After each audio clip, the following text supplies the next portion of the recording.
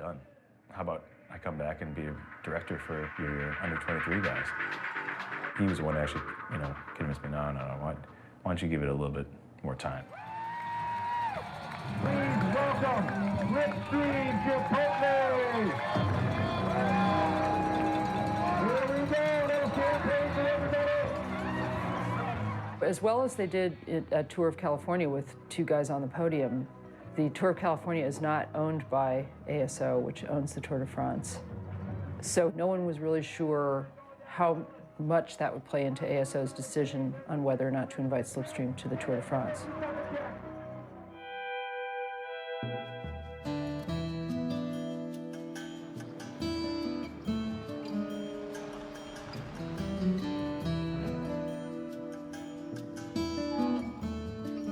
Well, Mike Friedman obviously loves his sport, and the commitment to anti-doping, the commitment to being clean is a very personal thing to him.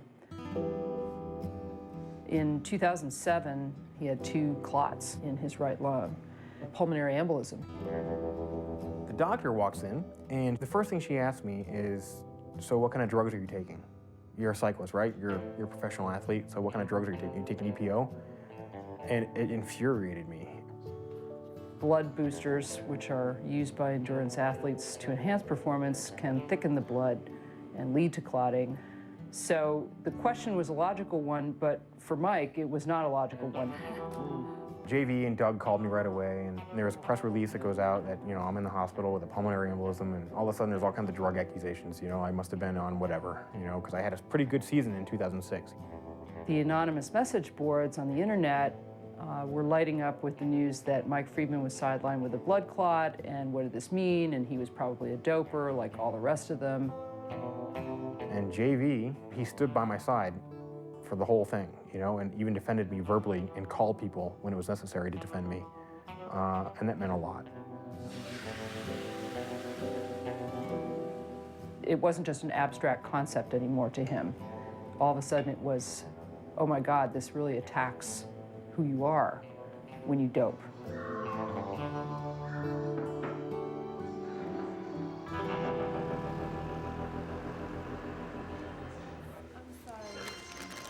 Swan hearing, it was okay for the first year, and then the second year it was okay for about 3 months. Not good. This is definitely gonna be I probably won't help the team anymore. I think I need to close this chapter maybe. It's a really stressful job, and Danny's job is really stressful. And, the last thing he wanted to do was lay in bed at night and hear me vent about my day and being stressed out because he's, stressed enough, so. Just hearing it all day. That's not true. That's not true. Yeah. Do you guys ever plan on having kids in the future, or you ever thought about it, or plan it, or? Talked about it. Yeah, we don't know. The number keeps getting less and less. Yeah, at first it was like 3. Oh no, 2 sounds good. We're down to 1 now. Now we're down to 1. Now we're down to, we don't even know. We'll see. My degree was basically journalism and political science, so I'm really wanting to get back into that. I've always wanted to be a news anchor or a roving reporter or that type of thing, just be out there. I like talking with people and that sort of thing, so what's so funny? Stop. He is so unsupportive. This is why I'm not. He's not into it, but I guess we'll see.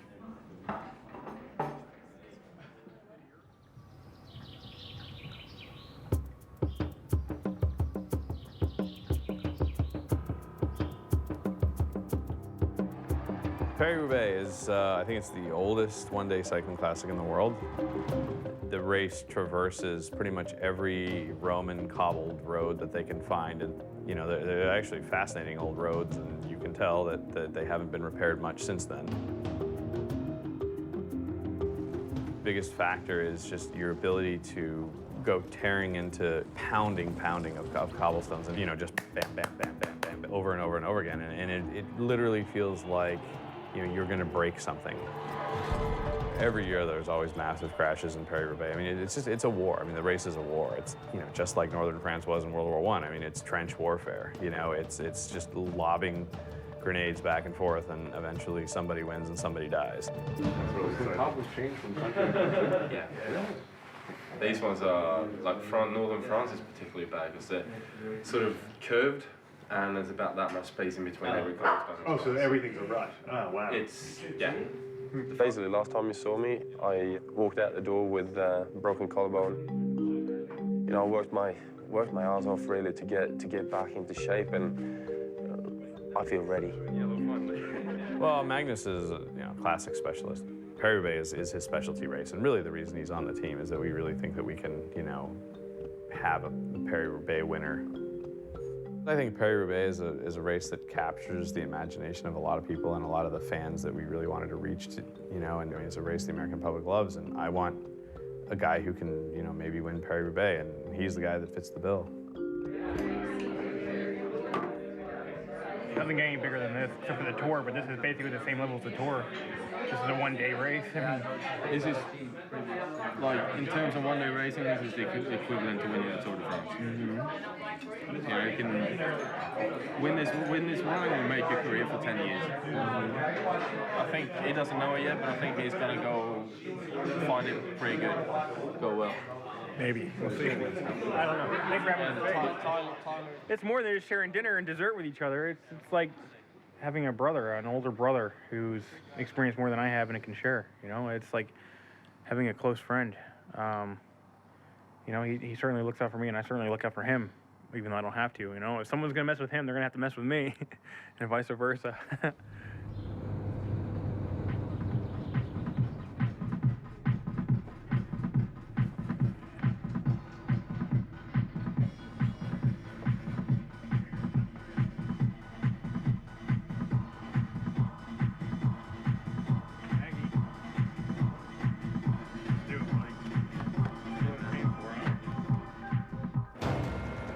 Hello everybody, and welcome to our coverage of the 106 running of Paris-Roubaix over a distance of 259 kilometers.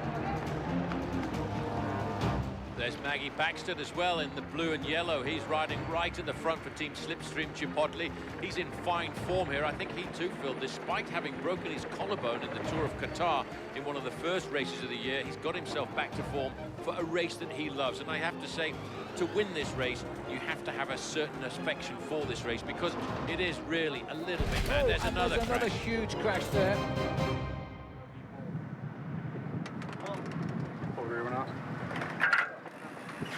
Magnus broke both of his wheels. Fuck. We got him wheels, but his brake pad is broken too. Shit. Fuck, poor Maggie, man. That sucks. How do you brake? Front and rear. They brake like rims brake? The one is the front wheel's cracked. It looks like he broke a spoke on the rear one. Because he came, I mean, we could see it coming out.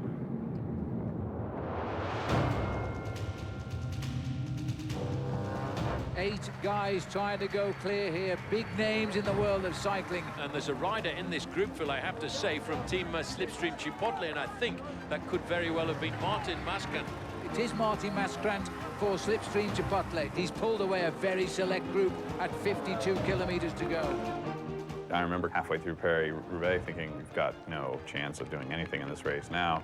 And then out of nowhere, in what was probably the most incredible ride for a neo-professional or first-year professional of the entire cycling season, Martin Mascant comes out and decides to start swinging with the established stars of world cycling. These boys are just fighting it out, tooth and nail. All swords are drawn. He's gonna top 10 his first Roubaix. That's amazing. It's an amazing ride for a kid of 24. Bad luck for Maggie. Very, very good day for the team.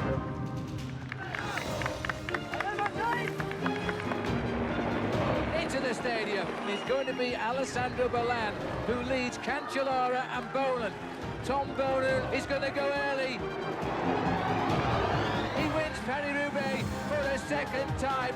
Big Tom is an absolute superstar.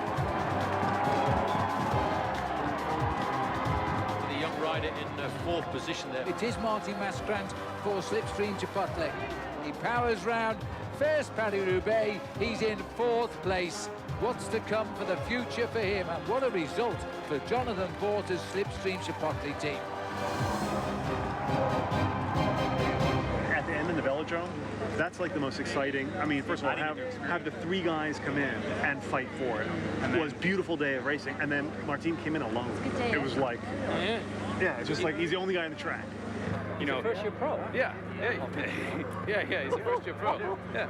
So his agent calls me up and says, you know, do you want to talk with him? I mean, he's probably going to sign with Rabobank, but we just want to see. And the guy was shocked that I flew from Denver to Amsterdam just for this Neo Pro. You know, this Espoir rider out of nowhere, and he took the bait.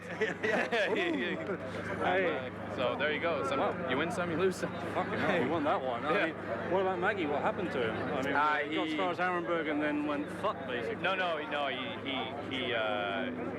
he double punctured. So, bye.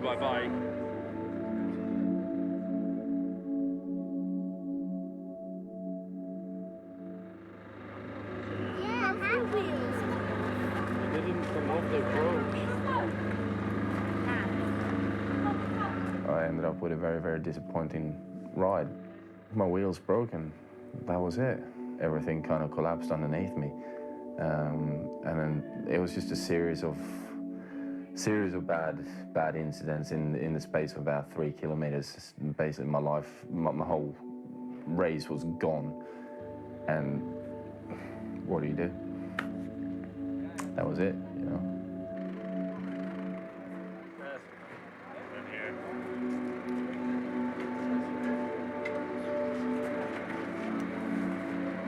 Next year.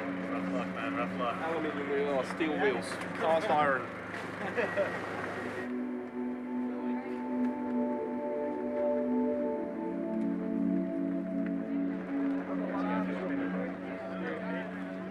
You guys taking a vacation now? You guys gonna be home for a while? Or is he... We're off to Euro Disney now for a couple of days. So off there tonight. Well, straight from here, yeah. So, try and track him down for 2 days before he has to start training again.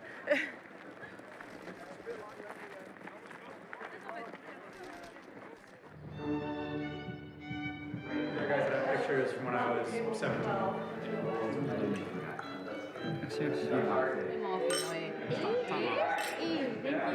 My son said, he's 6, he said, you know, Dad, 4th, it's better than you think. That's right. We had a good race today, and it's the most important one-day race of the calendar. And we got 4th, and and then Tuesday we race again. And at that race, what we did at this race doesn't mean anything. I mean, that's just racing. I mean, there's the old saying, you're only as good as your last race. So at least for the next 24 hours, we get to enjoy being the 4th best in the world. The soonest that we could find out about the Tour de France is something like a week from today. So it's our job to demonstrate that we're for real, we are strong, and that we deserve the invitation and can live up to it. Hey, okay, on 3, 1, 2, 3, vive la France!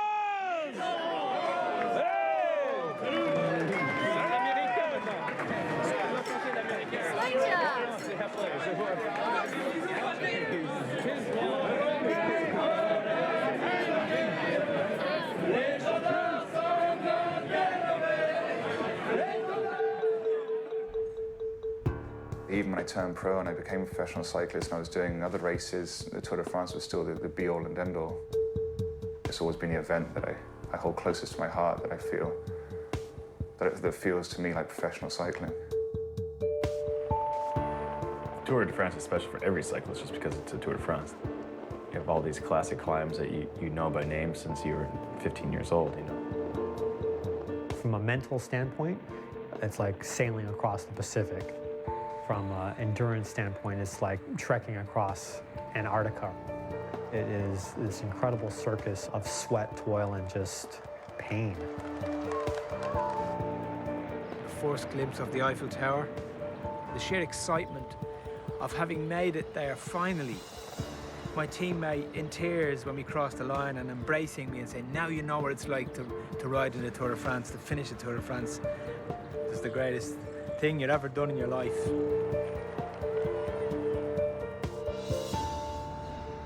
What would be a good tour? You know, our ideal tour, I think, is that, you know, we have the leader's jersey for a day or two. We win a stage and we have a rider in the top 10. The sponsorship aspect of, you know, this enterprise is obviously a big deal. You know, where do things stand with that? Are you feeling better about things than you were a year ago? All right, hold on. Well, I'm going to answer that question for you. Okay, but this is all off the record, NDA until June 18. European style. Yeah, fun scale. That's our New Jersey starting July 3rd. Garmin Chipotle. Awesome. We finally don't have to rob Doug's piggy bank every month. It's great. We were searching for a title sponsor. We found one. I guess it's more of a relief than it is, you know. I mean, it means the team is going to exist for a long time. Now we brand everything Garmin, head to toe.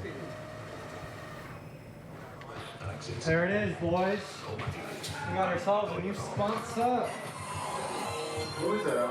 Christian Vandeveld. You notice how aerodynamic he looks? Look at that great head position. Not a lot of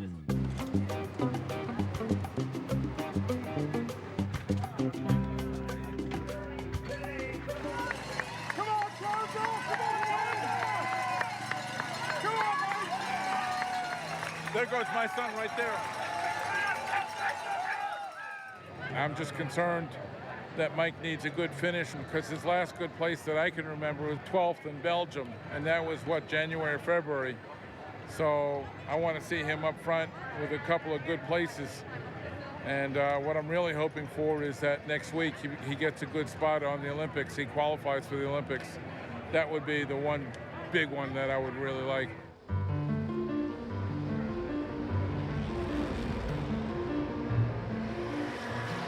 We should try to figure out what the order is going to be because the sooner the better.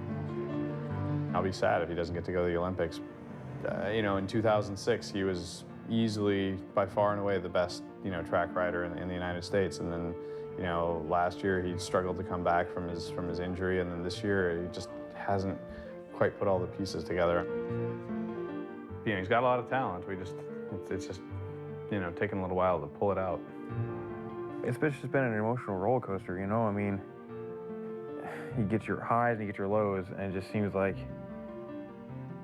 I just get all hyped up and I'm ready to rock and roll, and then it doesn't work out for whatever reason, one or another. And if I make the team, it'll be a dream come true. If I don't make the team, man, I made a lot of sacrifices. So there's 4 of us out there going for this time, and whoever has the fastest time will be an automatic qualifier for the Olympics. And then the second rider will be chosen via coach's selection. You know, the whole winter's been really stressful because all 4 of us are really good friends, and at the end of the day, 2 are staying home and 2 are going. 3:16.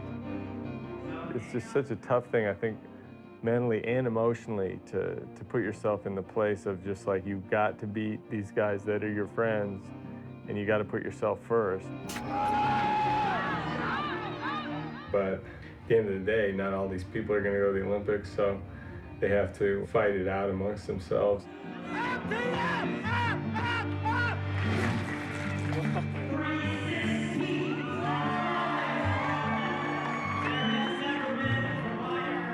What I've told Mike is that, you know, just to be in the Olympics, just to be able to say, I was an Olympian, is a very powerful statement, and everybody gets it. And so when you are on that start line, put it all out there because you want to be on that team. You do not want to miss this opportunity. I wish Mike would just say, you know, okay, I'm a nice guy, but on this day, in this ride, I'm not going to be a fucking nice guy. I'm just going to do everything I can to beat these other guys, you know, because I want that spot. Big focus, confident, aggressive, Mikey. Let's go. Big ride for us. How much do we burn out?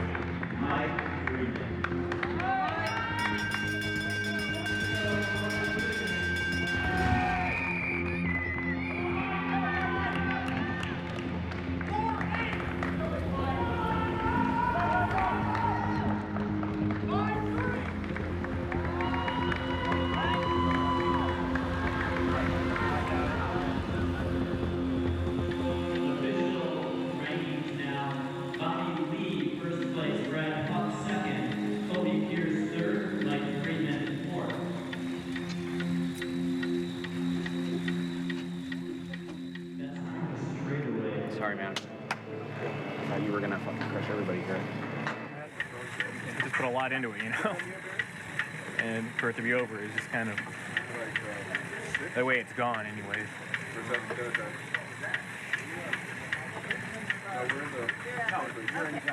How do you break it to your dad who roots for you every day? How do you make the team? How do you do that? I don't know how I'll do it. I'll keep figuring it out. But the second spot hasn't been determined yet. No, that's true, but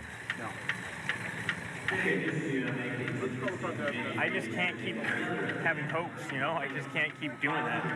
It's too hard mentally to just have wishful thoughts, you know, and keep hoping. I just rather get let down now and have that be a surprise if it happens, you know?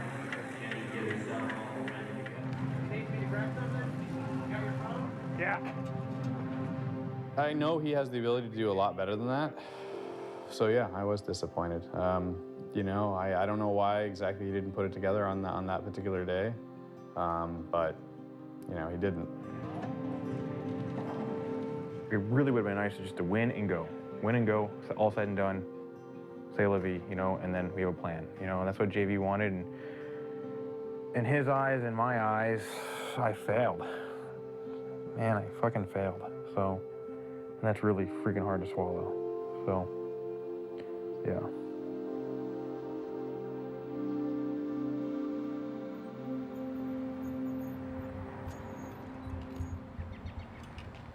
When I was a kid, I watched the, I think it was 92 games, and I was watching the games in my parents' bedroom, and I just remember how such an amazing feeling was, and how I felt such a weird rush, even at that age. I just felt this insane rush.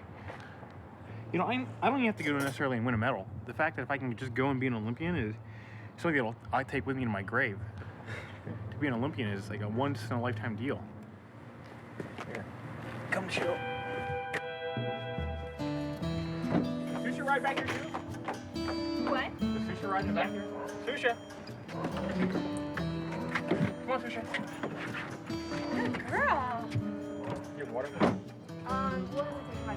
Good job, kid. I had lost all my friends from traveling so much from the past 4 years. Like, Danny's travel days for last year were something like 260. You know.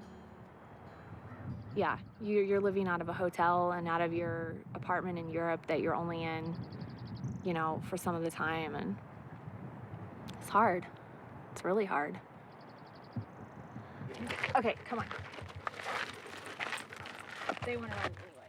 I mean, I can't think of one couple that I know that the husband is a pro cyclist that they haven't just had serious difficulties. I don't know. They're really great guys, but they're really, like, I think just by necessity, they're very narcissistic as well. They just, you know, everything kind of revolves around their training, their diet, themselves, how they feel, how they're being supported, that sort of thing.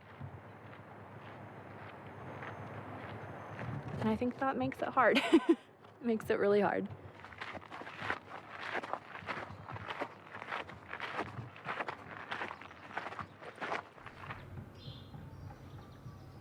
Today's the day, so he can't even put it into words how emotionally strong it is. It's just unreal. Hello? Hey, Pat.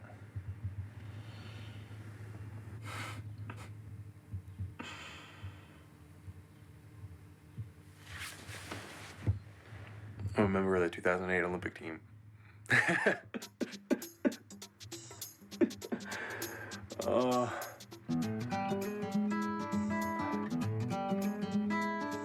Yeah, I'm good, Dad. How are you? You better get ready to go to China. It's pretty darn cool, huh? Dad, I can't believe it's happening.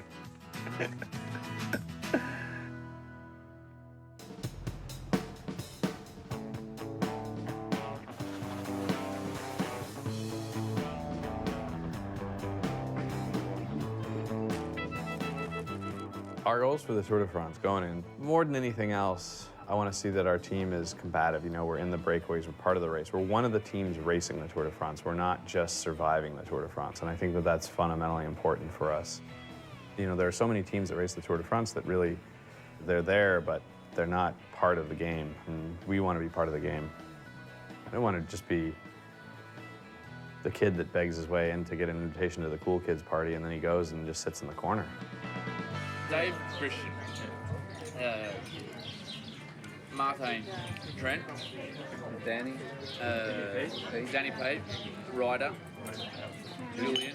There's your 7. Everybody agrees on that 7. Yeah, everyone agrees on the 7. So then there's the last 2. So it's Christoph, Tyler, Will, Magnus for 2 spots. Yeah. 4 final guys are Tyler Farrar, Magnus Backstead, Will Frischkorn, and Christophe Laurent. And we only have 2 spots for those 4 guys. Christophe Laurent, his strengths are going to be that he'll be consistent. His weaknesses, he still hasn't learned English, so his communication skills inside the team aren't so good. Magnus's strength is he'll be very experienced in the Tour de France.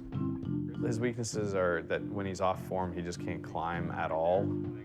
Tyler Farrar is another sprinter, but he really hasn't shown great climbing form so far this year. Will, his strengths are basically his enthusiasm and his willingness to just completely die for the team. His weakness is just, he's never done a tour. He's a little bit inexperienced. A little stress going, kind of waiting to hear what Jonathan has to say today. The Tour is the pinnacle. It's, you know, when people think, especially in the U.S., when people think of cycling, they think of the Tour de France. And you know, for all of us, those U.S. guys, I mean, when we started cycling, that's what's been in the back of our minds the whole time, I think, for most of us at least. And all of a sudden feeling like that's a possibility is, yeah, it's different than any other race. Magnus at 80% is better than the other 3, so Magnus has got to go. I think for Tyler, from what I saw in Route du Sud, I mean, Tyler can't finish the Tour de France. It's a questionable whether he can even, you know, even because stage 6 is already pretty hilly. Will and Christophe, they are in the same situation. Yeah. So you take a French guy. You're right that, you know, with Christophe, you get, you know, the French media and ASOs just a little bit happier. Maybe they don't care, but they're just a little bit happier. The French media is a little bit happier. If you're looking from a business standpoint, as far as Garmin, as far as the American team, we're going to take Will. And that's a lot more TV coverage, right? When there's only 4 Americans in the whole race, well, 3 if we don't take. So Will's going to get TV coverage even if he's not a star because they have to tell the American story. Well, what about Christophe? I mean, if he doesn't make the tour team, he's going to commit suicide and go to the press and tell the press that we're a shitty team. And, yeah, but then he's only talking out his ass then, isn't he? That is a question. Have we debated it enough? Yeah. Are we ready for the? All right, here. I'm gonna go. I'm going Democratic here, man. Because that's the way this team started, so.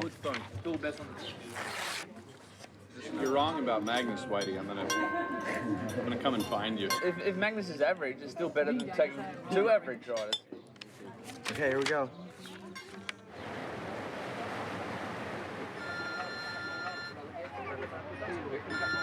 No, it's JB. Yo.